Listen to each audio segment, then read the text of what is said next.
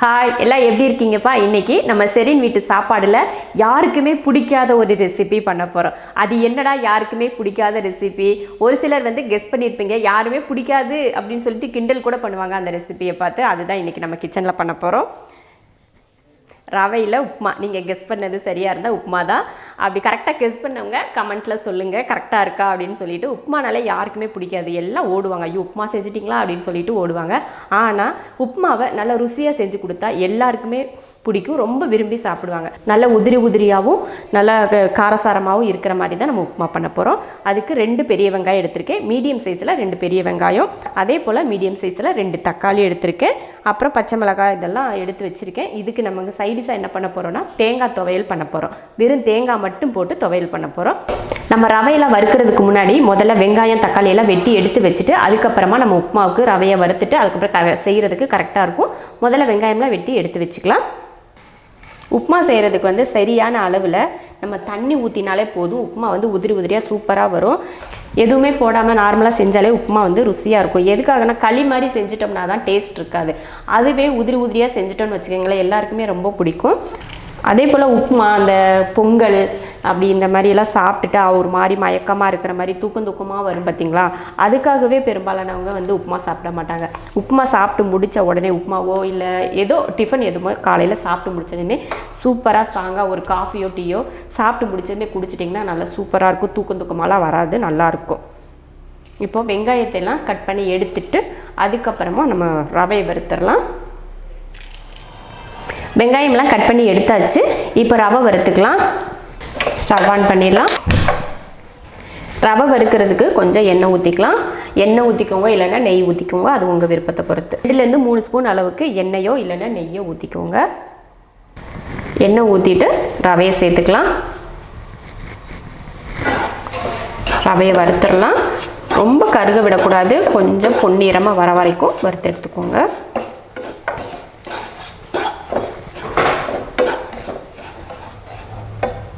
பாருங்கள், இந்த அளவுக்கு பொன்னிறமாக வர அளவுக்கு வறுத்து எடுத்துக்கோங்க. அவ்வளோதான், வறுத்தாச்சு. இப்போ அடுப்பை ஆஃப் பண்ணிடலாம். அடுப்பை ஆஃப் பண்ணிவிட்டேன். ரவையை இந்த அளவுக்கு வறுக்கிறதுலையுமே நம்ம உப்புமா நல்லா அப்படியே உதிரி உதிரியாக வரும். ரொம்ப வறுக்காமல் அப்படியே பச்சையாகவே இருக்கிற மாதிரியே நம்ம வறுக்காமல் ஓரளவுக்கு சுமாராக வறுத்துட்டு நம்ம உப்புமா செஞ்சாலுமே அது களி மாதிரி தான் இருக்கும். அதனால உப்புமாவுக்கு வறுக்கிறப்ப நல்ல பொன்னிறமாக நல்ல மணமாக வரும். அந்தளவுக்கு வறுத்துக்கோங்க. அதுக்காக கருகவெல்லாம் விட்டுறக்கூடாது, நல்ல லைட்டாக கலர் மாதிரி வரணும். அந்தளவுக்கு வறுத்து எடுத்துக்கோங்க. அதே போல் எண்ணெய்க்கு பதில் நெய் கூட நீங்கள் சேர்த்துக்கலாம், அது உங்கள் விருப்பம். இப்போ அவ்வளோதான், இது வறுத்தாச்சு. இப்போ மாற்றி வச்சுட்டு நம்ம உப்புமாவுக்கு தாளிச்சிடலாம். கடாய் வச்சுருக்கேன். கடாய் வச்சுட்டு எண்ணெய் ஊற்றிக்கலாம். எண்ணெய் காஞ்சதுமே கடுகு உளுந்து, கடுகு பொரிய ஆரம்பிச்சதுமே கடலைப்பருப்பு, ஒரு 2 ஸ்பூன் அளவுக்கு கடலைப்பருப்பு சேர்த்துக்கோங்க. கடலைப்பருப்பு நல்லா பொன்னிறமாக ஆயிடுச்சு. இப்போ இதில் வெங்காயம் சேர்த்துக்கலாம். 2 பச்சை மிளகாய், கொஞ்சம் கருவேப்பிலை. இப்போ இதை வதக்கிடலாம். ரொம்ப நேரம்லாம் வதக்க தேவையில்லை, லைட்டாக வதக்கிக்கிட்டால் போதும். லைட்டாக அந்த பச்சை மாறணும், அந்தளவுக்கு வதக்கினாலே போதும். வெங்காயம் இந்த அளவுக்கு வதங்கினதுக்கப்புறமா தக்காளி சேர்த்துக்கலாம். நம்ம தக்காளி எடுத்துருந்தோம் இல்லையா, அந்த தக்காளியை கட் பண்ணி சேர்த்துக்கலாம்.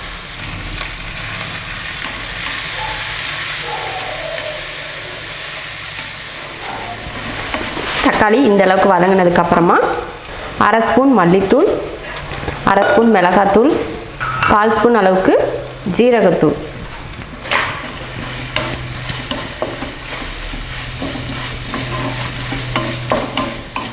மசால் போட்டு இது போல் ஒரு 2 நிமிஷத்துக்கு வதக்கி விட்டுட்டு தண்ணி சேர்த்துக்கலாம்.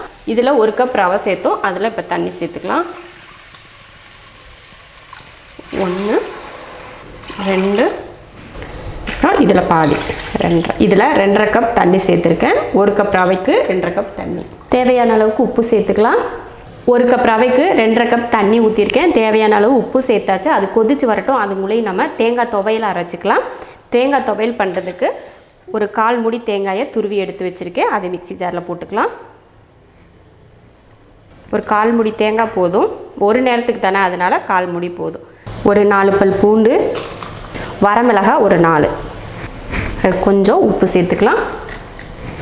இப்போ இதை லைட்டாக கொஞ்சமாக தண்ணி தெளித்து அரைச்சிக்கலாம்.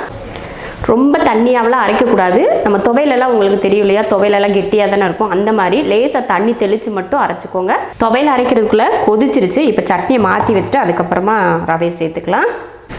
இப்போ ஒரு பவுலில் இதை மாற்றி வச்சுலாம். பாருங்கள், இந்த மாதிரி கெட்டியாக தான் இருக்கணும், ரொம்ப தண்ணியாலாம் இருக்கக்கூடாது. அதே போல் பார்த்திங்கன்னா ஒரு மாதிரி கொரகொரப்பாக தான் இருக்குது பாருங்கள். இந்த மாதிரி துவையல் அரைச்சா தான் டேஸ்ட் நல்லாயிருக்கும். அவ்வளோதான், துவையல் ரெடி ஆயிடுச்சு. அடுத்து நம்ம உப்புமாவுக்கு ரவை போட்டுக்கலாம். பாருங்கள், நல்லா கொதிச்சிருச்சு. இந்த டைமில் உப்பெல்லாம் சரியாக இருக்கான்னு பார்த்துட்டு அடுப்பை சிம்மில் வச்சுக்கோங்க. அடுப்பை இப்போ சிம்மில் வச்சுட்டேன். இப்போ ரவையை சேர்த்துடலாம். கொஞ்சம் கொஞ்சமாக போட்டுக்கோங்க.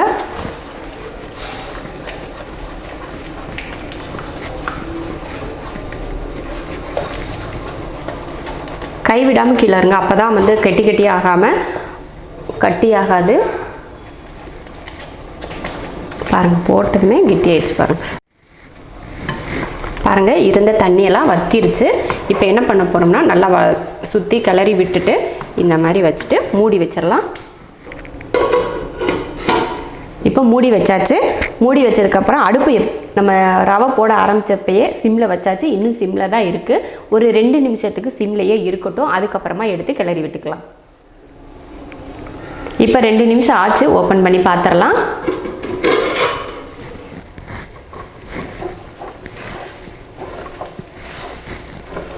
பாருங்கள், அவ்வளோதான், உப்புமா ரெடி ஆயிடுச்சு. இப்போவே இனி கொஞ்ச நேரம் நம்ம அடுப்பில் வந்து சிம்மில் வைக்காமல் அடுப்பை ஆஃப் பண்ணிவிட்டு வச்சிட்டோம்னாலே ரெடி ஆயிரும். மறுபடியும் மூடி வச்சிடலாம். மூடி வச்சுட்டு அடுப்பை ஆஃப் பண்ணிடலாம். அவ்வளோதான், உப்புமா ரெடி ஆயிடுச்சு. இருந்தாலும் எதுக்காக மறுபடியும் மூடி வச்சுருக்கேன்னா, அதை 1-2 ரவை வந்து வேகாமல் இருக்கும் இல்லையா, அந்த சூட்லேயே வெந்துடும் அப்படின்றதுக்காக தான் மூடி வச்சு. தண்ணி வந்து நம்ம கம்மியாக தானே ஊற்றிருக்கோம், அதனால ரவை வந்து மொத்தமாக வெந்திருக்காது, 1-2 வேகாமல் தான் இருக்கும். அதுக்காக தான் மறுபடியும் அடுப்பை ஆஃப் பண்ணிவிட்டு அந்த ஹீட்டில் வச்சுட்டோம்னா நல்லா வெந்துடும் அந்த ரவை. அதுக்காக தான் வச்சுருக்கேன். இப்போ ஒரு நிமிஷம் 2 நிமிஷமே போதும். அதுக்கப்புறமா நம்ம எடுத்துக்கலாம்.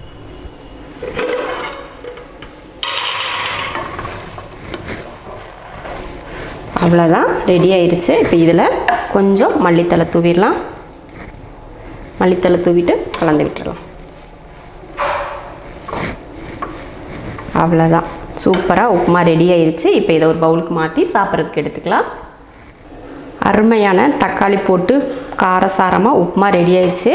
இந்த மாதிரி உப்புமா நீங்கள் செஞ்சு கொடுத்தீங்கன்னா உப்புமா வேணானே சொல்ல மாட்டாங்க. ஓ, உப்புமா செஞ்சுருக்கியா, சரி சாப்பிட்லாம் அப்படின்னு தான் சொல்லுவாங்க. அந்தளவுக்கு எல்லாருக்கும் ரொம்ப பிடிக்கும். உப்புமாவுக்கு சும்மா ஒரு துவையல் சூப்பராக ரெடி ஆயிடுச்சு. எனக்கு இப்போ எப்படா சாப்பிட்லான்னு இருக்கு. அருமையாக உப்புமா ரெடி ஆயிடுச்சு.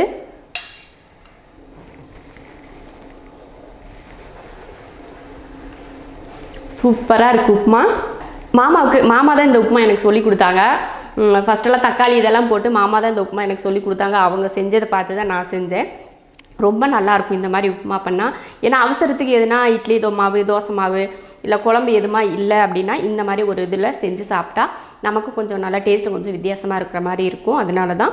அடுத்து எப்போயாவது நீங்கள் எம்டியாக உப்புமா இந்த மாதிரி காரம்லாம் போடாமல் உப்புமா செஞ்சிங்கன்னா அதில் தயிர் ஒரு நாள் ஊற்றி சாப்பிட்டு பாருங்கள், சூப்பராக இருக்கும். அதே போல் ரசத்தை ஊற்றி சாப்பிட்டு பாருங்கள், ரொம்ப அருமையாக இருக்கும்.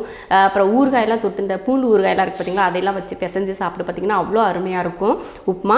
ரொம்ப இந்த மாதிரி செஞ்சு கொடுங்க. வீட்டில் இருக்க எல்லாரும் வேணானே சொல்ல மாட்டாங்க, ரொம்ப விரும்பி சாப்பிடுவாங்க. இது போல் உப்புமா செஞ்சு பார்த்துட்டு எப்படி இருக்குன்னு சொல்லிட்டு கமெண்ட்டில் சொல்லுங்கள். பிடிச்சிருந்தா லைக் பண்ணிவிட்டு ஷேர் பண்ணிவிட்டு நம்ம ஷெரின் வீட்டு சாப்பாடு சேனலை சப்ஸ்கிரைப் பண்ணி பக்கத்தில் இருக்க பெல் ஐக்கானை கிளிக் பண்ணி வச்சுக்கோங்க.